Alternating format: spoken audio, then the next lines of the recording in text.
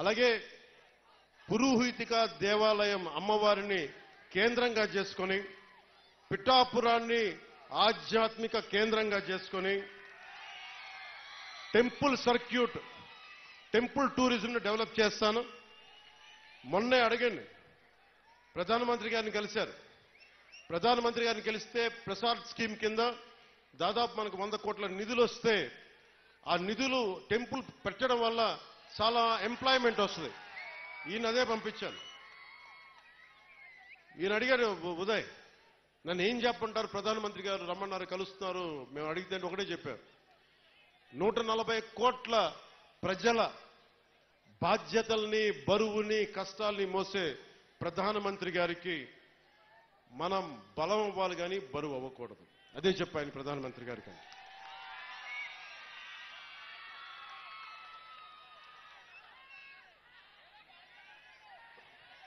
అలాగే మనకి పిఠాపురంలో సెరికల్చర్ ఉంది.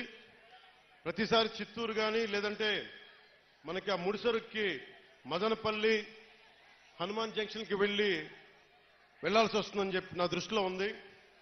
దానిని ఇక్కడే చేసే ఆప్టిమైజింగ్ సెంటర్, రీలింగ్ సెంటర్ని ఇక్కడే ఏర్పాటు చేస్తాం. దాని గురించి కూడా మాట్లాడుతా ఉన్నాం. అలాగే ఉత్పత్తిలో విత్తనాలు మరియు బహుళ పంటలకు సంబంధించిన చాలా డిమాండ్ ఉందని కాబట్టి ఇక్కడే విత్తన కేంద్రం ఏర్పాటు చేయాలి. దాని తగ్గ ఏర్పాట్ల గురించి కూడా అధికారులతో మాట్లాడుతూ ఉన్నాను. దుర్గాడ గ్రామంలో మాకు మిర్చిని కొట్టే థ్రాషింగ్ ఫ్లోర్ కావాలి అంటే దాన్ని కూడా ముందుకు తీసుకెళ్తా ఉన్నాం.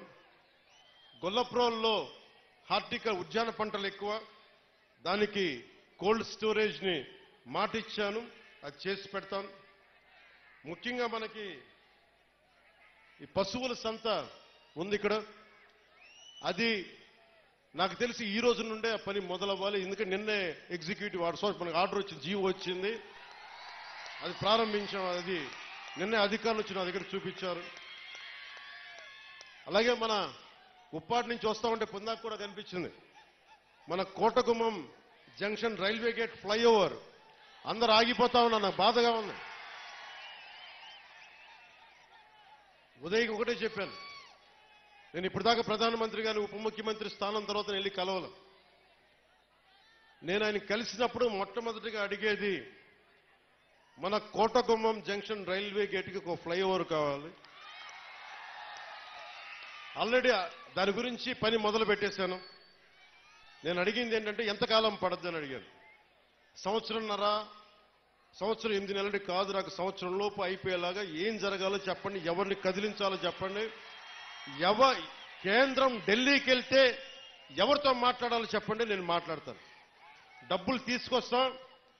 ఇది మీరు అనుకున్న దానికంటే కూడా చాలా తొందరగా కోటగుమ్మం రైల్వే జంక్షన్ ని మీకు ట్రాఫిక్ అంతరాయం లేకుండా వచ్చే బాధ్యత మేము తీసుకుంటాం, అది చేసి పెడతాను. అలాగే ఆసుపత్రి, మన కమ్యూనిటీ హెల్త్ సెంటర్ ఉంది, పొద్దునే పని మొదలు పెట్టాం. ఇది చాలా తక్కువ కాలంలోనే ఒక సూపర్ స్పెషాలిటీ హాస్పిటల్ గా దీన్ని తీర్చిదిద్దుతాం. మల్టీ స్టోరీడ్ బిల్డింగ్ వచ్చేలాగా ప్రతిసారి కాకినాడ కేజీఏ కాకుండా అపోలో కాకుండా ప్రభుత్వం నిర్వహించే సమర్థవంతమైన మనకి ఈ మల్టీ స్పెషాలిటీ హాస్పిటల్ని తీసుకొస్తాను.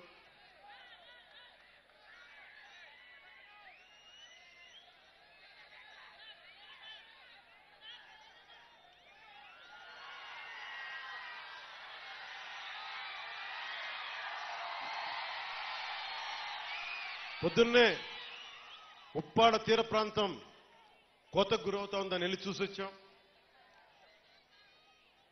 అసలు మనకున్న ఈ సముద్ర తీరానికి సంబంధించి కేంద్ర రీసెర్చ్ ఇన్స్టిట్యూట్ ఒకటి ఉంది, వారితో కూడా సమీక్ష చేశాను. సరిగ్గా 18 నెలల లోపు ఆ తీరం కోతకు గురయ్యేది ఆపి మనం ఉప్పాడ నుంచి కాకినాడ వరకు అత్యంత అందమైన ఒక కోస్టల్